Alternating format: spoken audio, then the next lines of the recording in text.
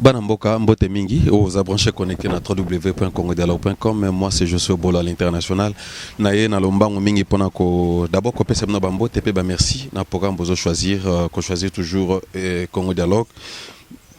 Excuse et puis émission na bien espace de la réflexion la connaissance se rencontre comme boebi na branchement na benga réalité du sud comme bozo mona ba image les amas pas mawa je reçois beaucoup d'appels en l'occurrence les amis les connaissances bazo benga papa bolo eza ndenge ni kuna Josué qu'est-ce qui se passe là-bas tozo na bazo kata kata ba boko makolo mituka bazo tumba tout ça xénophobie ezongi susto comment ça se passe comment? Là, je profite de l'occasion pour saluer aussi Clarisse Moutombo.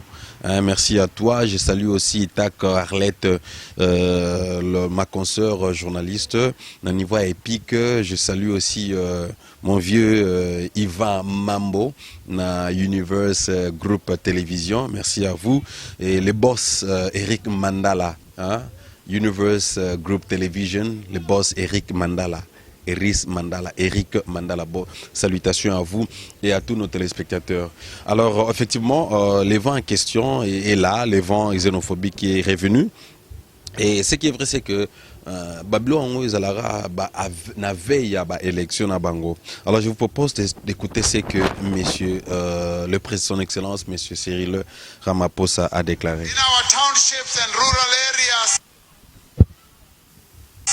and set up businesses without licenses. Je réponds. Everybody just arrives in our townships and rural areas and set up businesses without licenses and permits. We are going to bring this to an end. And those who are operating illegally, wherever they come from, must now know.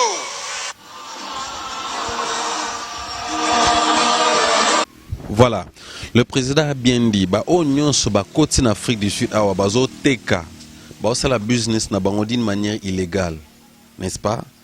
Bah on arrêter ba business na bango, bah ope bazo vendre na carte Afrique du Sud, awa d'une manière illégale, bah comme ma situation na tina souka. Cette phrase ici, c'est ce qui a provoqué le soulèvement des autochtones ici en Afrique du Sud. Cette phrase ici que le président avait prononcée. C'était dans un discours dans la campagne au Bazo Sala, comme vous savez que au mois de mai, Afrique du Sud, Bazo Lek, on a une élection à Bango pour l'élection nationale, n'est-ce pas, pour un nouveau président. À une saison la campagne à Kwenaye, dit parti opposant, Bazo Sala pe ba campagne à Bango. Souvent, lorsque tu commences à veiller à la campagne à Bango, domona ba vane bima. Alors la phrase ici, le président n'a pas dit que bon attaquer les étrangers.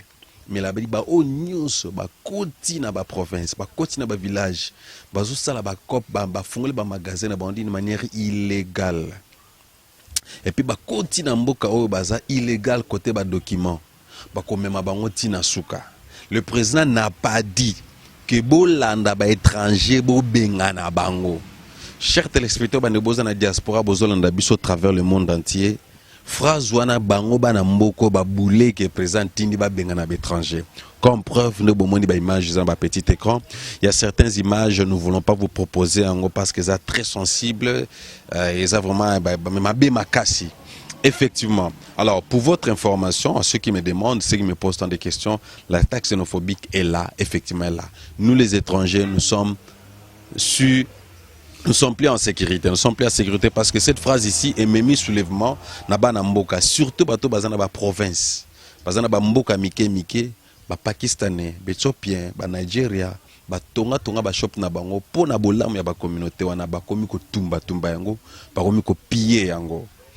Alors ba province eza baza victime, eza province ya KwaZulu Natal, bisikani Dirban ezali, province ya Mpumalanga, bisikani ba étranger ba kenda ko sala ba shop na bango biso awa na niveau ya Cape Town na niveau Johannesburg va wana nanu et comité ça c'est pour vous informer va wana nanu comité xénophobie na ne komeli biso awate sauf que na ba pays pe na ba province ya KwaZulu Natal bisikani ni mboka ya Jacob Zuma et place Jacob Zuma Botama bisikani nde menace wana salami na ba image bomoneza éparpillé na ba réseaux sociaux. Alors je viens juste de recevoir un SMS tout à l'heure là pendant que nous avons préparé l'émission Oyo, na signalé bino au mafeuse ministère des affaires intérieures bazo sala siko ba ko sala recherche maison par maison ba ko ta maison par maison ba luka ba étranger au bazana mikandate. Alors ce qu'on a mikandate, il y a un problème, risque ezali ba ko kangayo ba tio na prison, après prison ba meme na linde la ligne lande ba ko préparer pour bazong sa mboka. Mais ce qui est vrai, ils ont ba image au bino bomoni o bato bazo kangaka bazo betaka bazo menasaka bato. Mais na ba réseau na ba chaîne télévision na bango journal bazo laksa ngote. Mais maintenant ces amakasi na bande ko na biso Éthiopien ba Congolais bazo vivre na ba province ya Katikuna de baza sous menace nango. Mais information to zoom pour le moment et ko sala ma niveau à Ponte City building au soko ba visiter biso na Afrique du Sud na Johannesburg eza mulai eza na signe Vodacom likolo. Ba bi ba ko sala ba ko sala vérification bambila bakotambola flat après flat pour batala ba étranger oyo bazana documenté ba immigrants oyo bazana documenté bazo vivre en Afrique du Sud d'une manière illégale sans document bakokanga bango na la police bakozongisa bango na mboka na bango. Ce qui est vrai, l'attaque xénophobique est là, mais ça se passe na niveau ya Pumalanga et puis ça se passe na niveau ya KwaZulu Natal na mboko to bengi Durban. Bato bazo ciblaka mingi eza ba Zimbabwéen, ba Congolais, ba Pakistanais, ba Éthiopiens, ba Congolais, c'est-à-dire ba Congolais ba RDC, hein, bazo ciblé bango parce que balobi bango de ba ko boto la ba na mboka misala, ba shop esengele ba na mboka bango bazana boule kuta ofungo la shop, mais biso ba étranger na moi ko luka na biso toye ko fun la ba shop pona ko teka. Biloko un peu tozo teka ezo sunga pe bango ba communauté yango ba na mboka oyo. Mais dommage qui mutema be na ebito soki problème na bango zala nini na mutu to ndenge nini bazo telemelaka. Mais so la nini na ba réseaux sociaux na ba information bana mboka pe baza partager ba msu bazo lela pona nini ba ninga na bango bana mboka ba sud-africain bazo menasaka ba étranger bazo benganaka bango bazo mitona sko ba fungole biso chopa pona so mama cigarette ko somba moi boki ko somba moi lipa na primo ko assez bango ba keda biso ba edaka biso mais misusu loko mite sala ka bien te bazo bukaka ba shop ba piller betopia bato bazo lela. Our brothers, black brothers in South Africa are chasing us, calling us a foreigner in our continent.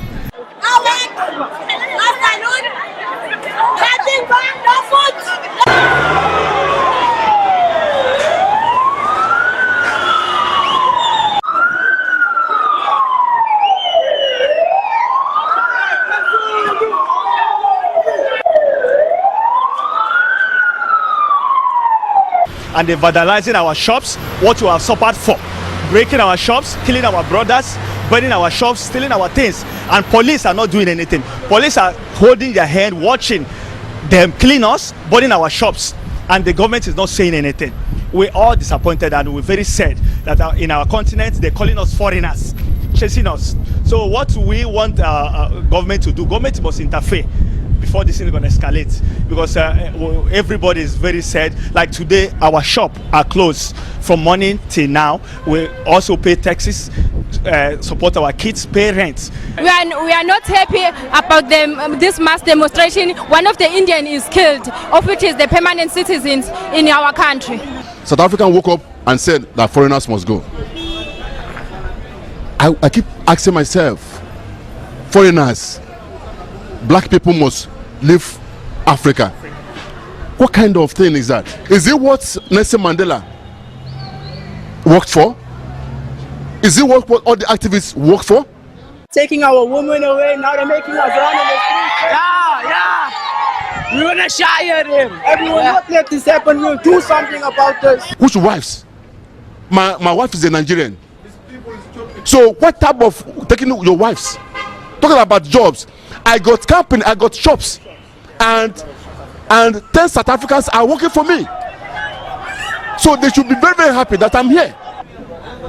So and we have to, please, both the governments, both all the African countries must come together, join hands, and allow peace to reign. Thank you. We are absolutely not happy about what is happening in our country.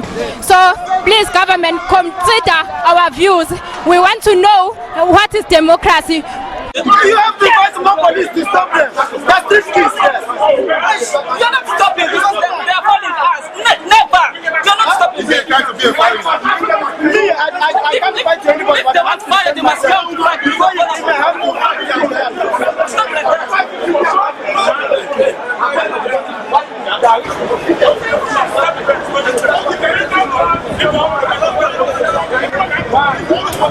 like that. The white man take your. The white man you can't fight them. Why? We want government to do something about it. We don't want people to do business while they are not permitted. They are coming with drugs. They got a bad influence. Before we came here, way back in the days, there's drug in South Africa. That means they must do something, like they must try to find something to make them right, and maybe they must just trying to find a transport and move them to their homes, not like to hit them and kill them. It's not right at all.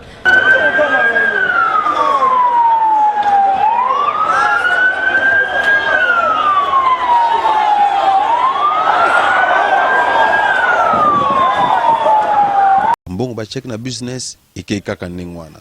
Eza pasi, mboka bapaya ezaka pasi. Ce qui est vrai biso étranger, toza na sécurité à malamuté. Oza na mukanda te, okaombi la télémission ako déranger yo, ako menacer yo, so oza na mbongo te okei kasho. Kasho kuno vandi, ba préparer retour na ba repatrier na mboka na yo. Quel que soit quoi ko zala nango. Voilà un peu bana mboka, information na ko pesa bino semaine au mobimba. Effectivement l'attaque xénophobique est coming eza plus na KwaZulu Natal et puis na mboka ya Mpumalanga. Mais na Johannesburg, ba policier ba ko sala trace. They're going to trace people, ba ko na building, ba ho bana na ponte site eza na Berea, na immeuble amulai wana, ba ko banda ko tala, ko kota na flat après flat.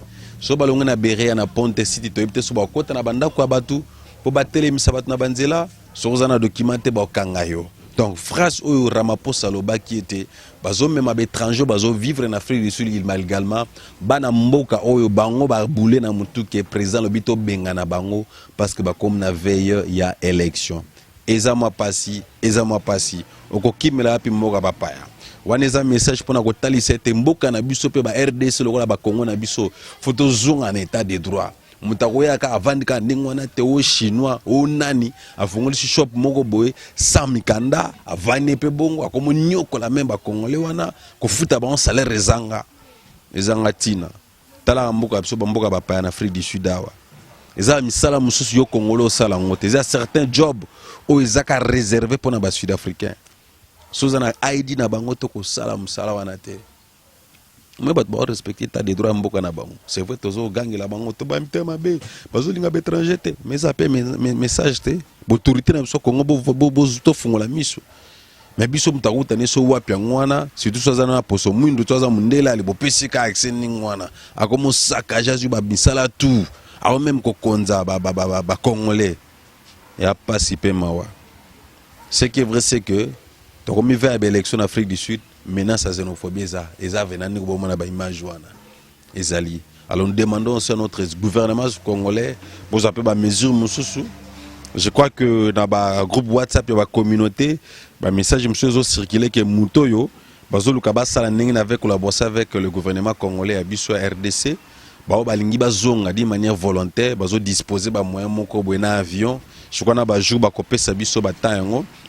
La sécurité, vous pouvez rentrer au pays en collaboration avec la communauté congolaise, l'ingénieur Papi Soukami, d'Apesibiso Voice Wana, qui est bateau parce que maintenant c'est l'équipe Makasi, Baoluka Moani, la Congo, soit dans la qualification, dans la CV, dans la bagage moka bien, au Kiti Congo, loger pendant un temps, et puis le reste du temps, Luki Moussala, on met bien plus après dans l'Afrique du Sud.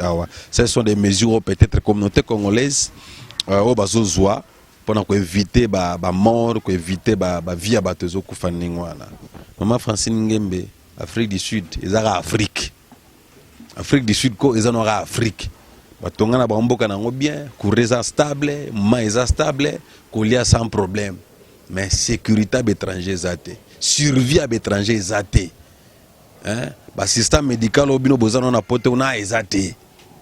ou même quand comparer en okutute il y a au moins des étrangers belé ba congolais belé na kati Afrique du Sud bazawa ba kangama pour assistance sociale il y a des faux bunda pour futandako et puis ndaka ngo ya cher so sali ka bu lara ngo jeke kana loyer sili au soit moi provision allez vision non ka normal ba pe va se retrouver bazana bango so zum kano zuma citizenship ou zuma ID na yo on se connecter pe na msala mais majorité tu en as plus de ceux qui 5 millions de réfugiés pe mkana pour nos problème pour balongolongo on étape ya ngunda pour comme étape ya statut il faut ça là-bas 10 ans parce que ça va tout en Afrique du Sud avoir 15 ans ngwazaka na ngunda chercheur d'asile na ba PC statut ba réfugié té donc manœuvre pena donc na ba ma fesse na bangwa ils a passé alors il faut aussi un gouvernement monsieur ben na pe malto na gouvernement sud-africain ba ba ne ko régulariser un peu ba dossier mikanda batu ba lo ba ki baza illégal mais beaucoup na ma fesse bo venir sur une semaine 2 mois 3 mois ba pe ça ko documenté au sambipe ba pe musuku tout dans tellement ba ke 2-3 fois on est à la commune moyibi na ba ville wana zo ibebla do zo yibo mabatu zo ibela ba zo yiba ba mbonga batu ba téléphone na batu pour mukandeza to sanini suza mukana to sande loka mukandeza te mo sala pe musaliza te o ba ko reconnaître en tant que travailleur o continue ko bomati yo na criminalité zo sala makasi ezala makasi ma Francine Ngembe bande kono sa Congo diaspora boza partout dans le branché dans le monde entier ce qui est vrai c'est que la taxe xénophobique est là mais nzamba batelara abiso et puis gouvernement na biso bandenya ko za ba mesure mususu pona ko bomaka makambo yo esila tozonga mboka na stala palais zaka palais et pas na ezaka et pas na yo so pesana mechana kanda. Voilà, s'il y a des questions à poser, des suggestions ou d'autres préoccupations, écrivez, mon numéro est là, WhatsApp est là, appel normal est là, Facebook c'est Josso Bolois. Restez branchés, connectés pour un prochain numéro et surtout pour l'évolution de Tozo Kendelelai.